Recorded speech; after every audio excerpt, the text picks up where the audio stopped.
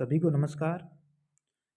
तो आज की इस वीडियो हम बात करने वाले हैं आपके जो सेट है, ठीक है, इसके जो फर्स्ट पेपर है, ठीक है, पेपर फर्स्ट के सिलेबस के बारे में हम इस वीडियो में चर्चा करेंगे। इससे पिछली वीडियो में जो सेट के फॉर्म को लेकर और सेट एग्ज़ाम की डेट को लेकर जो नोटिफिकेशन आया था उसके बारे में मैंने आपको जानकारी दी थी। अगर किसी ने वो वीडियो नहीं देखी है तो आपको आई बटन में उसका लिंक मिल जाएगा, तो आप वहाँ पर विजिट करके उसे देखिए। आज की इस वीडियो हम बात करने वाले हैं पेपर फर्स्ट के लिए सेट नेट, ये लगभग सेम ही रहने वाला है आपका सिलेबस जो है, ठीक है।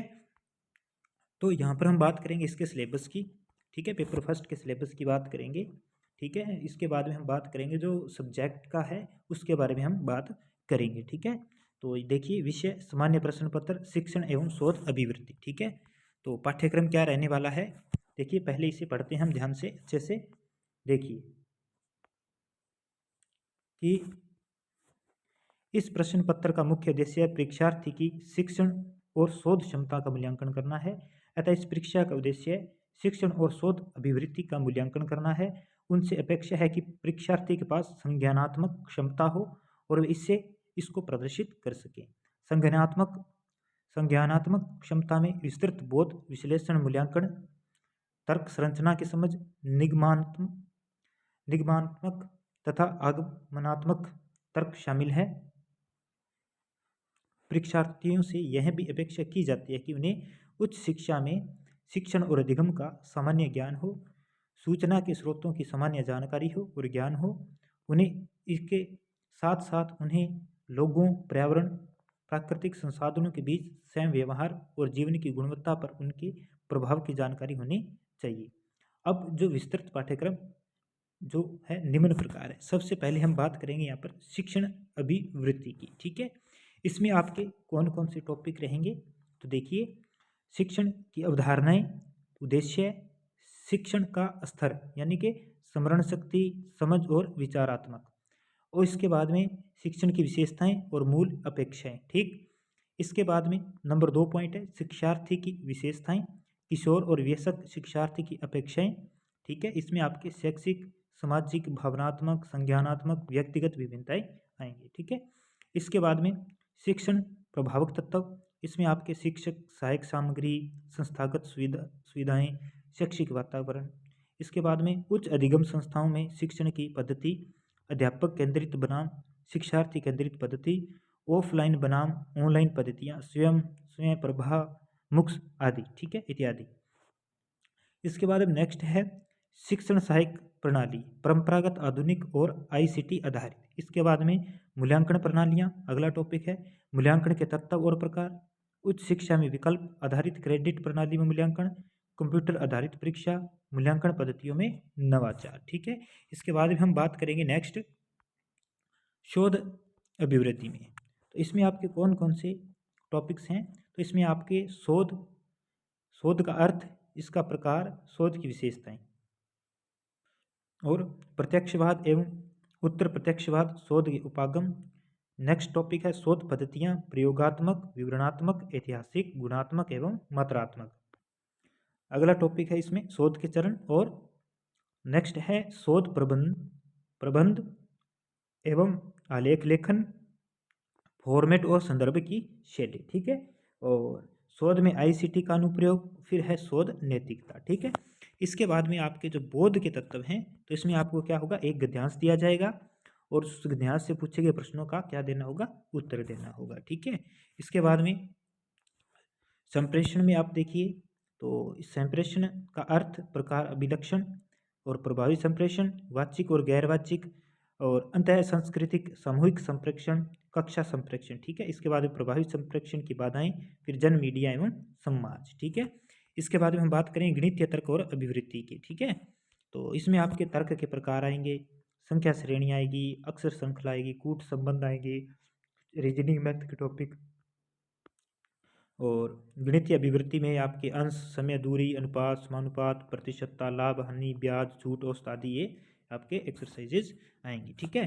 तो इसके बाद में हम बात करते हैं युक्ति युक्त तर्क। इसमें आपके क्या आएगा, युक्ति के ढांचे का बोध, युक्ति के रूप, निरुपाधिक तर्क वाक्य का ढांचा, अवस्था और आकृति, औपचारिक एवं अनौपचारिक युक्ति दोष, भाषा का प्रयोग, शब्दों का लक्ष्यार्थ और वस्त वर्थ और विरोध का परंपरागत वर्ग। इसके बाद में युक्ति के प्रकार में आप क्या आ जाएगा, निगमनात्मक और आगमनात्मक, युक्ति का मूल्यांकन और विशिष्टीकरण, फिर अनुरूपताएं, फिर वेन आरेख।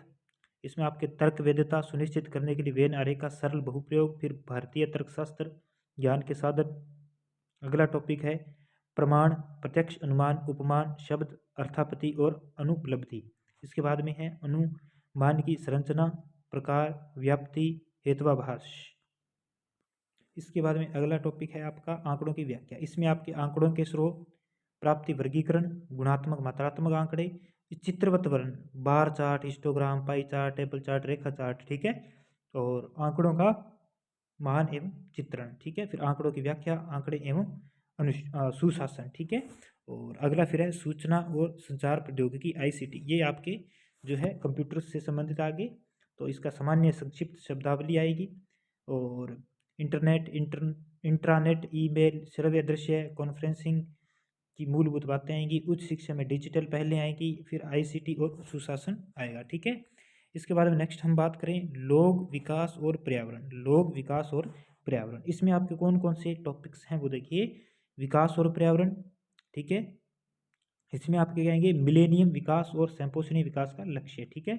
नंबर सेकंड अगले की बात करें तो मानव और पर्यावरण सह व्यवहार। इसमें आप निर्जातीय क्रियाकलाप और पर्यावरण पर उनके प्रभाव। इसके बाद में पर्यावरण परक मुद्दे, इसमें आपके स्थानीय, क्षेत्रीय, वैश्विक, वायु प्रदूषण, जल प्रदूषण, मृदा प्रदूषण, ध्वनि प्रदूषण, अपशिष्ट, ठोस तरल, बायोमेडिकल जोखिम, इलेक्ट्रॉनिक, जलवायु परिवर्तन, इसके सामाजिक, आर्थिक तथा राजनीतिक आयाम ये आएंगे। इसके बाद में मानव स्वास्थ्य पर प्रदूषकों का प्रभाव, प्राकृतिक और ऊर्जा के स्रोत जैसे सौर, पवन, मृदा, जल, भूता, बायोमास, नाभिकीय वन, ये फिर प्राकृतिक जोखिम और आपदाएं। इसके बाद में पर्यावरण संरक्षण अधिनियम 1986, और इसमें आप जलवायु परिवर्तन संबंधी राष्ट्रीय कार्य योजनाएं, अंतर्राष्ट्रीय समझौते, मॉन्ट्रियल प्रोटोकॉल, रियो सम्मेलन, जैव विविधता सम्मेलन, क्योटो प्रोटोकॉल, पेरिस समझौता, अंतर्राष्ट्रीय सौर संधि आएंगे।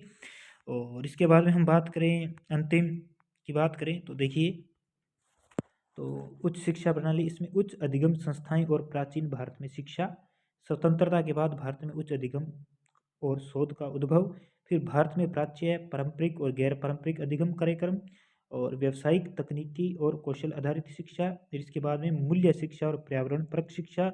इसके बाद में नीतियाँ, सुशासन, राजनीतिक और प्रशासन। अब इसमें थोड़ी सी हम बात करेंगे कि प्रत्येक यूनिट में 2-2 अंकों वाले 5 प्रश्न दिए जाएंगे, ठीक है। कितने? 2-2 प्रश्न आएंगे और 2-2 अंकों के 5 प्रश्न आएंगे, ठीक है, प्रत्येक में। यदि दृष्टिवान परीक्षार्थी के लिए ग्राफ चित्र वाले प्रश्न तैयार किए जाते हैं तो दृष्टिबाधित परीक्षार्थी के लिए उतने ही अंकों वाले प्रश्नों के आवरण दिए जाएं, ठीक है।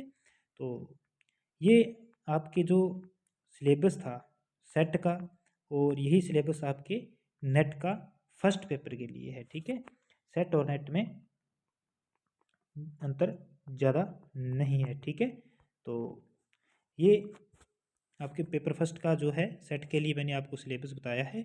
अगर आपको मेरे द्वारा दी गई जानकारी आपके लिए इन्फॉर्मेटिव है, ठीक है, तो चैनल को आप सब्सक्राइब कर लीजिए, क्योंकि ऐसे ही जो इन्फॉर्मेटिव वीडियोस आपके लिए आते रहेंगे। और आपको जो इकोनॉमिक्स सब्जेक्ट के लिए है, ठीक है, आपको यहाँ पर अपने इसी यूट्यूब चैनल पर आपको कुछ क्लासेस भी आपके जो सेट से संबंधित सिलेबस की उसकी देखने को मिलेगी। और इससे आगे की जो वीडियो होगी उसमें हम इकोनॉमिक्स के जो सिलेबस है उसके बारे में डिस्कस करेंगे। तो प्लीज़ चैनल को सब्सक्राइब कर लीजिए, लाइक कीजिए, कमेंट कीजिए। अब मिलते हैं अगले एक वीडियो में। धन्यवाद।